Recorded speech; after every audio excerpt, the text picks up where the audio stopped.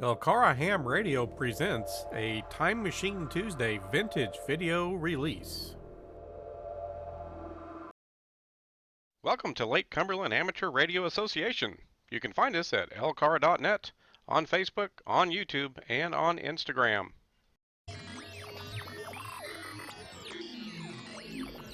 If you're enjoying the videos we're producing here at LCARA, please help our club out by hitting that subscribe button. Also, give us some feedback on our videos. Click the like button, share with anybody who may find it interesting, and be sure and hit the bell icon to make sure you get notified of the next video release.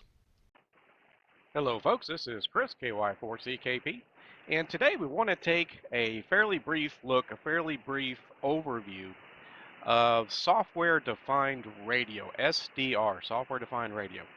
And I want to cover the basics of this at least, and show you the kind of equipment that I'm using, and also talk about an online alternative that you can use as you get started, maybe even in conjunction with a setup you've already got. So you should be able to see the SDR Uno program, which I use with my piece of hardware, which is the RSP1 Alpha unit from SDR Play. This is maybe one of the more expensive units on the market. There are definitely cheaper alternatives, little USB sticks and things, and some of those can give you some interesting capabilities, no doubt about it. This is the unit I decided to go with, and I'll put a picture, maybe a couple of pictures of the unit I have. I did get a replaceable external metal case, aluminum case for my unit. They normally ship with a plastic case, which really was fine, was really not a problem. But I just kind of like the look of the metal case, and it was available right there on Amazon. And so I'm using the RSP1 Alpha. SDR Play has several units available for purchase, some dual capable units. In fact, they just released a fairly new one that's dual inputs. This is a single input, but it works well for me, and I feel like it's a great addition to my radio. Now, my radio, my primary HF radio here in the shack right now, is actually a mobile radio. It's actually a Yaesu FT891, which is actually a really great little radio. Now, it's certainly not a 991A or ICOM 7300 or any of the even bigger time radios that are out there that can cost $5,000, $10,000, $15,000. But it's a really nice little radio. It's 100 watts. It has a nice little screen on the front, but it doesn't have a lot of the fancy stuff. It doesn't have a color screen, doesn't have built-in waterfalls and things like that. So it's a nice radio, and made plenty of great contacts with it. In fact, just reached out and was able to snag Australia a couple days ago. I've hit deep into Russia, and I've heard all around the United States, from the West Coast and over here more towards where I am, towards the East Coast, and down into Brazil, and so I've been making some pretty good contacts around the world, even though the bands are dead, and even though we're at the low part of the cycle, sunspot cycle. But having an SDR unit to be able to use in conjunction with this radio, really, it comes to the point for me where I don't even care what my radio is anymore. My interface, if you will, has become the SDR. And I'm running this on a 27-inch monitor. So my radio has a 27-inch screen. It's not a touch screen, but of course I have my mouse and keyboard around to work on things. So we're going to be diving into just some overview of, again, SDR, and in particular the SDR Uno software, using that with the RSP1 Alpha piece of hardware from SDR Play. There's a lot of options out there, but I do want to bring in a web browser here, and I just wanted to show this for a minute. I'll unmaximize that. I just want to show this for a minute. This is just websdr.org, and I did want to make sure folks were aware of this as well. I started here, in fact, and the nice thing about this is a website that has collected links for people that have purchased SDR units of one brand or another and made them available for use and control over the internet. So you can come here, you can put in your area of the world, and you can find SDRs relatively close to you, sometimes very close, depending on where you live. And then you can start to see the benefits of SDR, and you can actually use those. You can hear radio streams. In fact, let's see if we can find something. Let's go to the 40-meter band for North America, and one that's relatively close to me is this one here, kind of in the middle of the screen. I'll try to highlight that. Milford, Pennsylvania. I would use it to help me spot activity and spot frequencies that I might want to go check out with my radio. And these are available for free. Now, again, it may not be exactly what you can hear, and I did see discrepancies with different ones as far as there were times they could hear things that I couldn't hear, or I was hearing things that they weren't showing. But it was kind of a nice addition to help round out my radio, since my radio isn't one of the fancier ones. And it was a free resource, and it was kind of fun to play with. I don't know if we're on a good signal. Let's unmute for just a minute, see what we can hear maybe. Sounds like we're not quite on a frequency.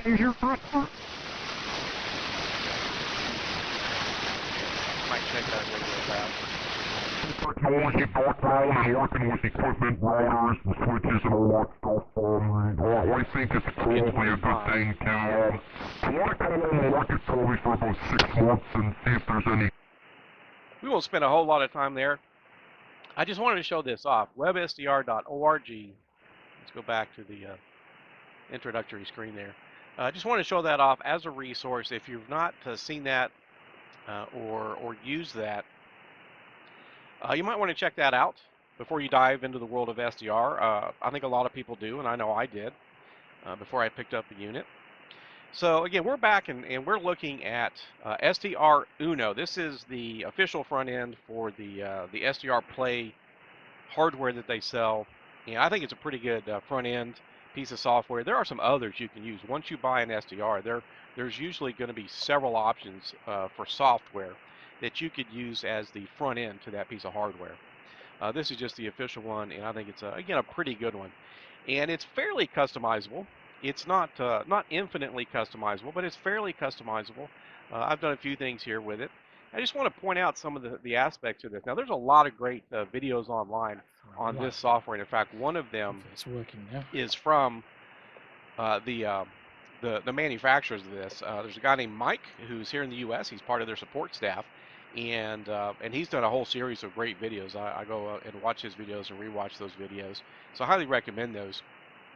And there's plenty of other videos as well. So I just want to kind of do a quick overview. Now, this is not how this would come up initially. I've customized this a little bit as far as which panels I want to see and what proportion I want them to be. A lot of the panels, as you can see here, you can resize the panels and put them in different locations, how you might want to see things.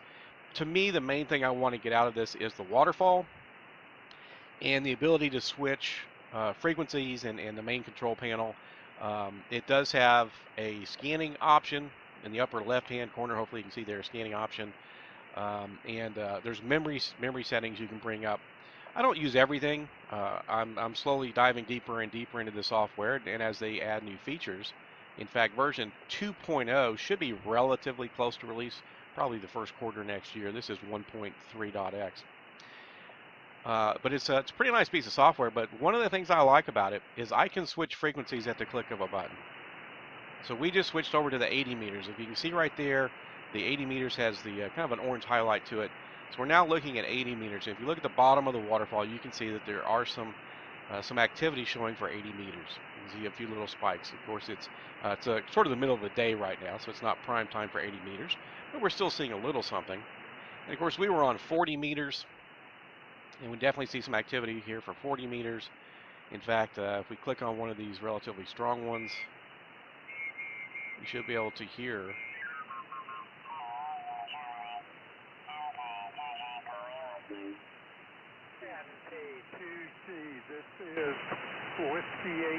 So we can hopefully hear that a little bit. Got some folks talking. We'll mute that again for a minute. There's several strong stations right at the moment, probably some nets going on. We can switch over to 20 meters. And again, give the waterfall just a minute to kind of start showing the activity on the new band. Not seeing a whole lot on 20 meters. Now, one of the things I've discovered with these is, even though this is coming off the same antenna I use for my radio, this is coming off that DX Commander antenna we did the videos on earlier, and it works great. It's a great antenna. I've got 5 elements on it: 6 meters, 10 meters, 20, 40, and 80. And I can sometimes get some 15 and 17 meter activity with the elements I've got currently. So I've still got one position free I could put something on. If I can figure out how to squeeze 160 meters on my lot, some sort of inverted L or something, I'm going to do that. But we're looking at 20 meters. Got a little bit of activity, looks like, down there. But I like that we can check different frequencies very, very quickly. Now, of course, you can change frequencies on your radio, and you can spin the dial, and I do that, and we've all done that, and we all do that. But you can check. We're seeing the entire band with this SDR, with my computer, which is a fairly powerful laptop. You can see in the upper right-hand corner, it's not really working too hard. You know, we're kind of seeing the CPU and stuff, and it's not working too hard. But we can switch these bands very quickly, see the entire band in one view. And I don't have to use the entire screen for this. This is just how I wanted to set it up, because I do run more than one monitor because of my work. But it makes it kind of nice because I can dedicate an entire screen to this, and we'll actually show some of the other software I use simultaneously with my radio as we finish out this series. I really like that. You can switch it. So depending on what your antenna is capable of, you can check things. Now, I usually come up here and check 160 meters. I don't usually pull anything in. I don't have an element dedicated to that. 630, 2300. Sometimes you'll see spikes and things. It doesn't necessarily mean that it's normal traffic or that you're really going to pull much of anything in to understand it. And here in the top bands, we have a bands button. We go to the upper bands, 12 meters. I don't have a dedicated 12 meter element. Don't really tend to catch much there. I could put one up. 10 meters. I need to adjust my 10 meters. Every now and then I'll get something on 10 meters, but it's if something's not quite right with that one. And then 6 meters. I do have a 6 meter element. And occasionally I'll get some 6 meters. You know, the so-called magic band. I've actually talked to New York and Canada from where I live. The first day I put it up, caught a contest and caught some folks, and haven't caught a whole lot since. But I check it, and even 2 meters. Even though I don't have a dedicated 2 meter element for this setup, when a local repeater is people are talking on the local repeater, I can hear stuff on 2 meters, and probably could on 1.25 or 70 centimeters if those were busy as well. And then the other part of this is you can actually go into the broadcast areas. I can actually pick up FM radio, AM radio. You can get air bands. There's a lot you can do depending on the SDR unit that you purchase and the kind of antenna that you have. There's a lot you can potentially do. I'm not going to play any FM or AM broadcast because that's protected content, and those folks don't want that redistributed on YouTube. But I'll check on those occasionally, and you can hear radio from other countries, which is kind of cool. From the Middle East or from South America or wherever, you can hear radio stations from a lot of other countries, hear the accents and the kind of music and that kind of stuff. So it's kind of neat for that. So yeah, you can pick up broadcast signals. The regular ham bands, of course, we'll go back to 40 meters. We had a little bit of activity there, seemed like. Give us a little something to look at there. So for me, it's a great addition to my radio. There's really nothing wrong with my radio, and I was mentioning a minute ago, my radio is actually far more sensitive than the SDR is, even though they're coming off the same antenna at the same time. We'll get into that, the full setup that I use with the other software and as we go through this series. Even though they're doing that, and it's great because I can spot these activities like we see in the waterfall right now. I can spot this activity, and I can go and I could listen to that on the radio. But what I have found is my radio is more sensitive. So there are times where I'm hearing somebody decently on the radio and I don't see anything on the SDR. I mean, nothing. And yet I'm still hearing people on the radio. So I use this SDR and this waterfall for the SDR.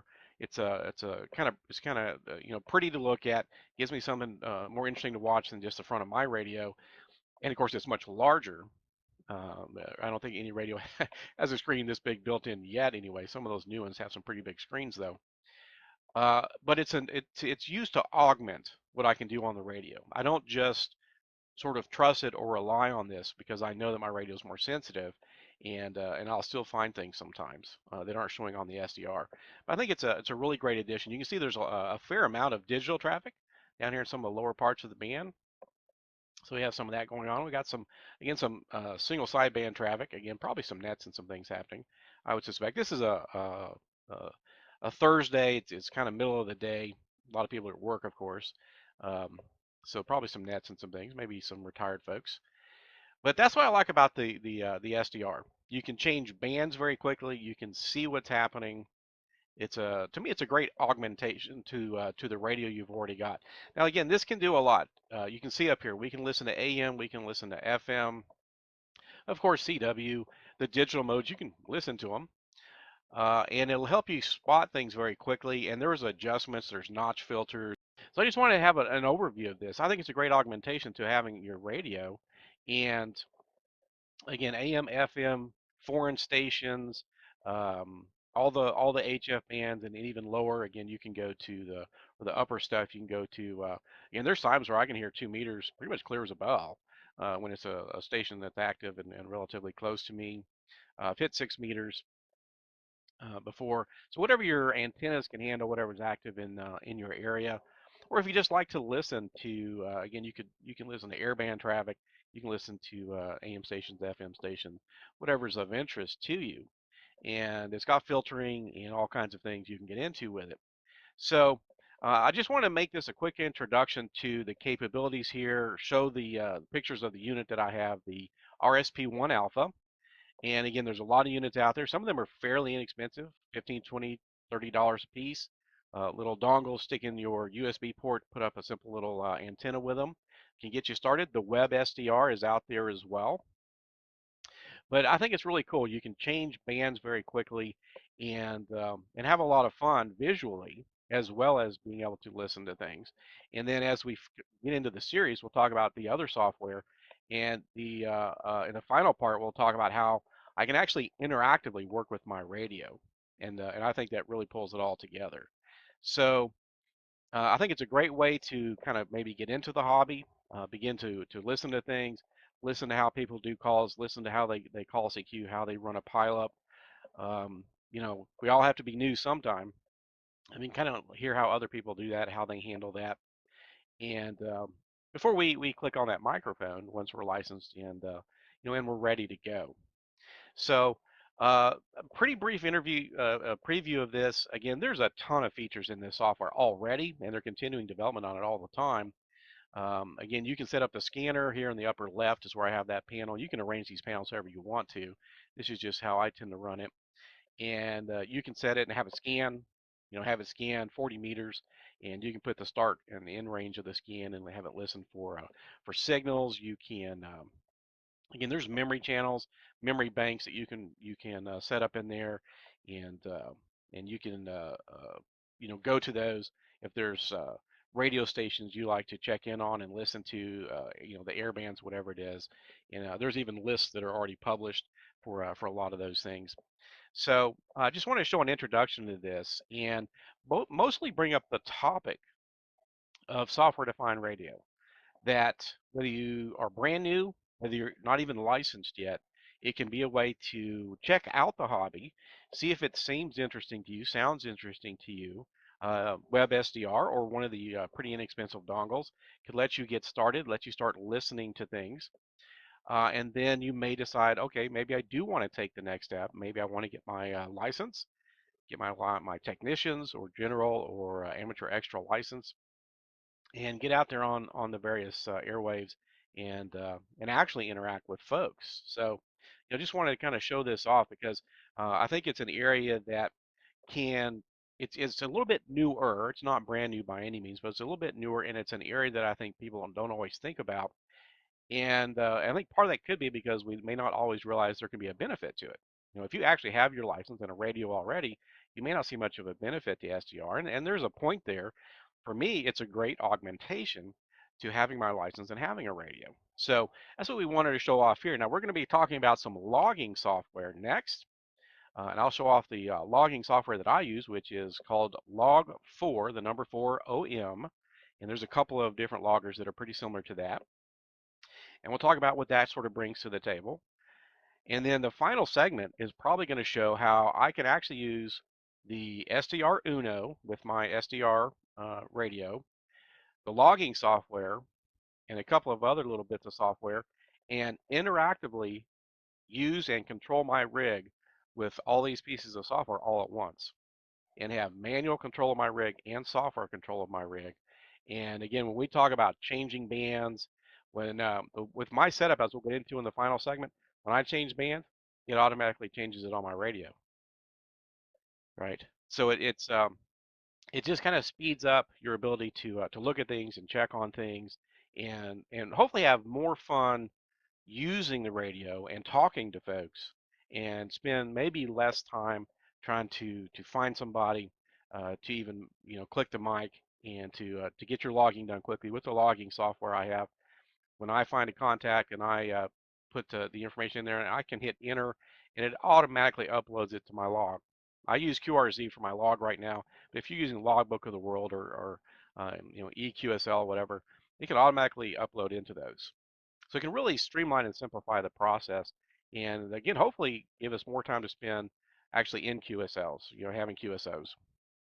So we're going to wrap it up for this one for the SDR Uno software. It's very customizable.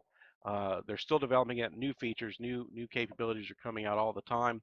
And again, you don't have to run it full screen like I do, but you could alt tab between a couple of different programs if you have a single monitor. If you have a couple of monitors, you might put this on one of them, and it just gives you a nice big screen to augment whatever you've got with your radio.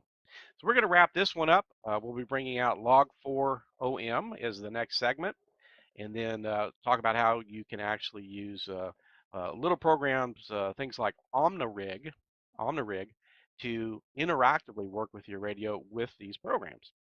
So that'll be it for software-defined radio. Just an introduction, just to let folks know that it's out there and see a little bit about what you can do. See how you can have a nice, big, beautiful screen with it. You can listen with it, and to more than just UHF, VHF, and HF radio. FM radio, AM radio, air bands, all that kind of stuff is out there. So this is Chris, KY4CKP for Lake Cumberland Amateur Radio Association, and 73.